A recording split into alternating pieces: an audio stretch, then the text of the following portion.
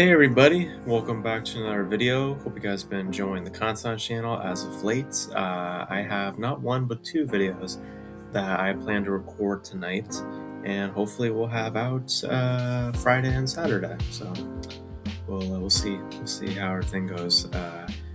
Just got some stuff going on, so we'll see. But for this video, I want to talk about Star Wars. When we talked about Star Wars very recently on this channel, I did a review, of course, for The Mandalorian and Grogu, which my abbreviated thoughts on that film would be that I found it to be more product than I did film. And I'll just kind of leave it at that. But I want to touch more on it because as a lot of people are pointing out on their reviews and just discussing the movie in general, there seems to be a consensus as to the general production that has gone into this film. And I saw a video from Star Wars Theory about this. Seeing an interview from Jon Favreau, who was the director of the movie, and basically they had plans for a season 4, but then they decided to change direction because of Lucasfilm wanting a Star Wars film to be put out in theaters. So instead of going forward with season 4, they decided to rework everything or scrap their plans for season 4 and go with the feature film and make it standalone, not necessarily carrying over any plot lines that were in the series, just so audiences can just hop into that film without any prior knowledge to that series. And so far, financially speaking, it's not looking to do the best. From what I've read, it's looking to have at least a 50 or 60% decline this upcoming weekend, which isn't a great sign. So by all accounts, it seems like potentially, given the cost behind it as well, which is about 165 million and an additional 100 million for marketing that I read, and to open it at least 165 with a 50 to 60% decline coming this weekend, it's not looking all that great. So it makes you wonder why Disney put out this film. Why did they choose to do Mandalorian and Grogu as the first Star Wars film to come out in 7 years? Well, this goes back to The Force Awakens, which, I'm just going to give you guys just, a big understanding as to why we're at this point, and generally also with why Star Wars has been in trouble for a little while, or it's been, facing troubles for a little bit. So this goes all the way back to The Force Awakens. Came out in 2015. It was a huge success. Brought the franchise back out of dormant. For what was it, past 10 years or so, the franchise has been laying dormant. Not real coverage or big stuff happening with the franchise. So Force Awakens came and it did just great. It's one of the highest grossing films of all time. And in many ways also changed the trajectory of how Hollywood makes films. Kind of almost now catering to franchise building, the hopes of franchise building, nostalgia. Force Awakens in many ways is kind of that changing of spirit that kind of came with studio filmmaking.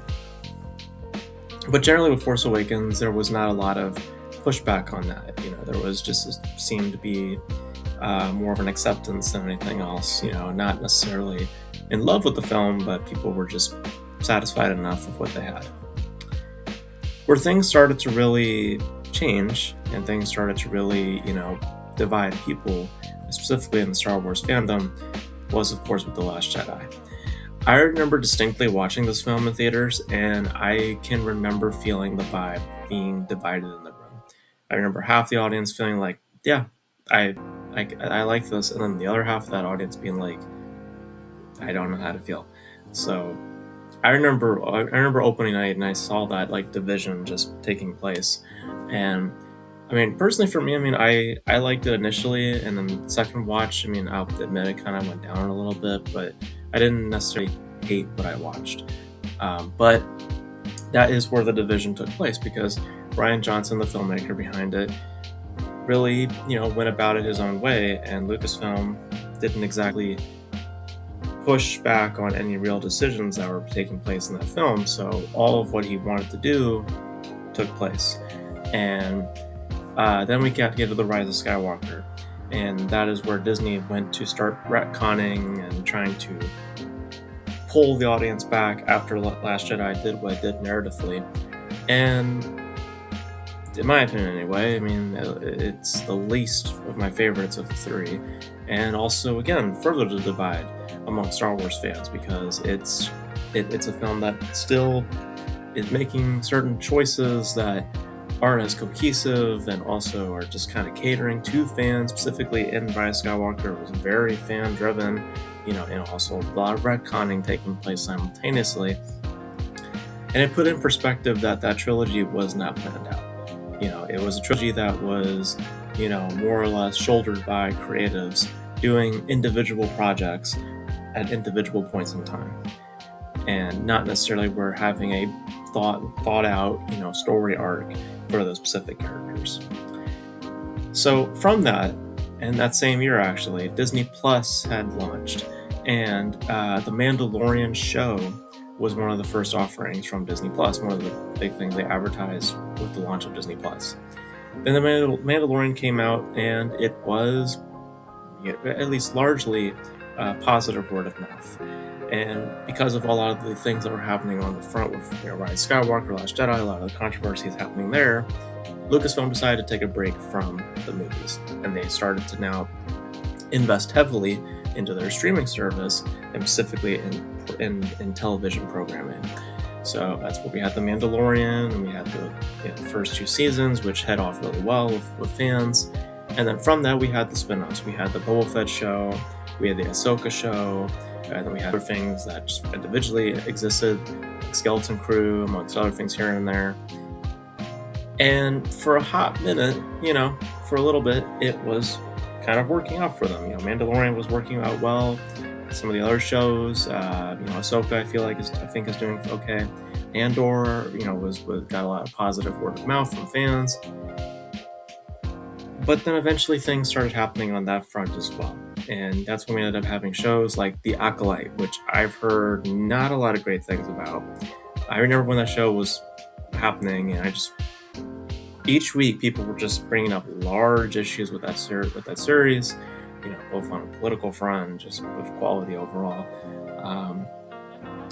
And then there were also shows being created that were planned out as films originally. The Obi-Wan show, for instance, which was originally meant to be a feature film, then became a show. The Boba Fett show was originally supposed to be a feature film, became a show. And all these developments for movies were also happening simultaneously, with also large trilogies being planned out on top of that, and nothing came to fruition, right?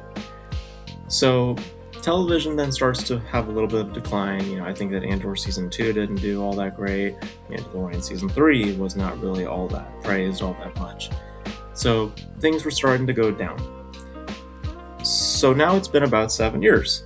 So without the pull that they used to, with their television programming, they're now reverting back to the theaters.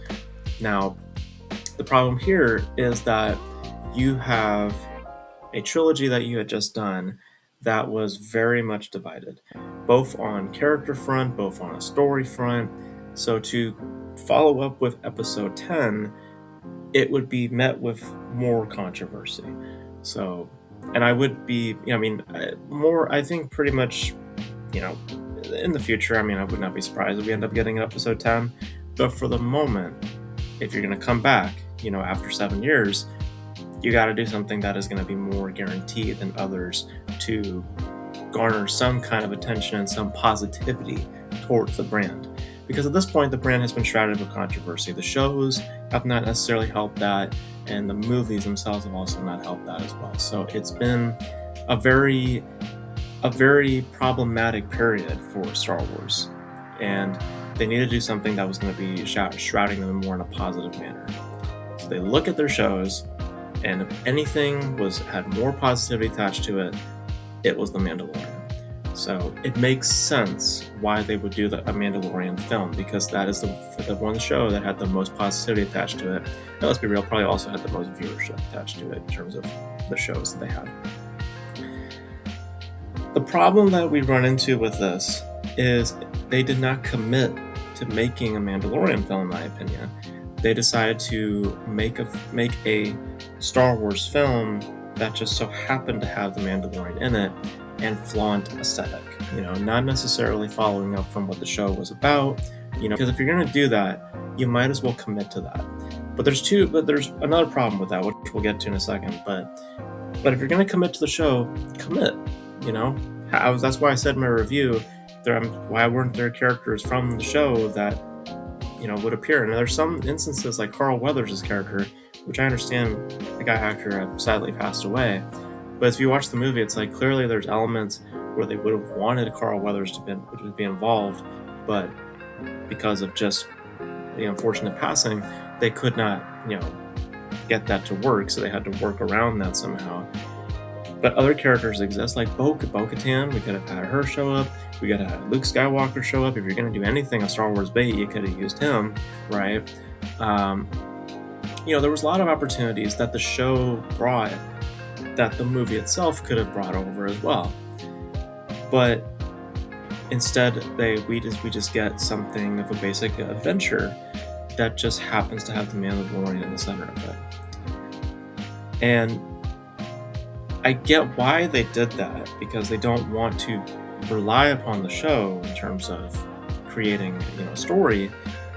But the problem, which is the second thing that I was going to bring up, is that by design, this is a TV movie. I know it has a larger budget attached to it, and Star Wars is, a very notable brand, and all across all platforms. But by pitch, by what this is, and to the viewer, what it really is, it's a TV movie. It's when you take something that was on television and you give it a feature film, right?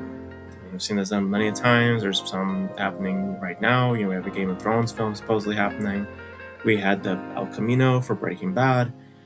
It's happened a lot. But I think that what happens a lot with these films is that they actually don't end up in theaters. They actually end up on streaming. In the case of this movie, it would probably have been a lot more fitting if it just landed on streaming, right?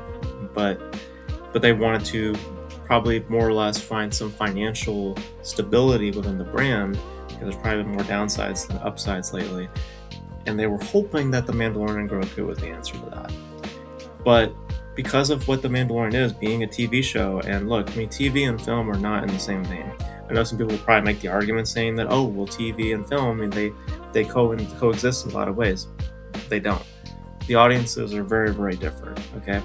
One person who watches The Mandalorian, they may or may not have watched the movies, but you can't say that person also, has certain knowledge or has this or that. Same thing going to a person who has not watched the show. You cannot expect them to understand, the movie, even if it's standalone. You can't expect them to understand certain elements.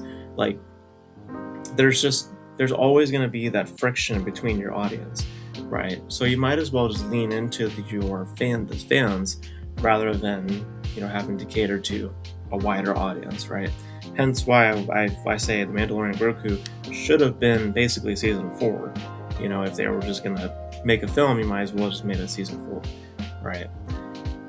But they didn't. They wanted to cater. They wanted to make sure that everybody can see this movie and have it be as accessible as possible. And what you get from this is something that is very just cookie cutter and does not have any real innovation and has much progression with prior knowledge to what the Mandalorian show was, and doesn't really provide much to the viewer either. I mean, like I said, you could have had elements to this, like Luke Skywalker, Bo-Katan. You could have had all these other elements to get people to come see the movie and have it be another marketing, another selling point for the film. But you don't have that here. You have a character that, does not show his face for a large amount of time, and to some people that might be, just a part of knowing the show. But for some other people, they're just going to probably watch this and go, who is this? And why can't I see him? And They do explain that in the movie, sure, but it's not enough to really get you you know, like I gotta see this movie sort of deal, you know, because it doesn't have the notable characters attached to it either. So I just think that they had really no choice. You know, I mean, they have a lot of movies that they have planned out, but I think that there is, when you just think about where Star Wars is right now and what is popular within the brand, The Mandalorian is the closest to that. So I understand why this movie was made. I just think that by design they could have gone about it a different way. Would it have made the money that it needed to make? I don't think so. I think this movie was destined to probably come up short. You know, it's tracking the same as Solo, so I'm not that shocked because, again, by design, by pitch, by what it is a TV movie. So you're automatically going to alienate a lot of people from that. You know, and Star Wars, as it stands, is already controversial and divisive enough. So it already was going to have an uphill battle. I just think that you should just lean into what worked with that show rather than try to further alienate yourself more just for the sake of money. But you guys let me know. Do you guys feel like The Mandalorian Grogu is gonna do good, or do you guys feel like me, where I'm just like, I'm not. I do not think that this is the film that is bringing back Star Wars. I just don't think so. I think that if anything, at this point, you might as well just try a new trilogy and just completely forget, or try to at least, you know, not have to be forced to use the characters that you used in the sequel trilogy. Like, forget about Rey, forget about Finn, just create a new story that exists in that world, but you don't have to really acknowledge those characters. You know, that's how probably is the best way to go forward, but you guys also let me know as Star Wars, you know, fans or whatever, do you guys feel the same way, or do you guys feel it differently? Let me know your thoughts all related to Star Wars and The Mandalorian in the comment section below. And that's gonna be it for this video, guys. Thank you guys for tuning in. And until then, I will catch you guys in the next video. Bye.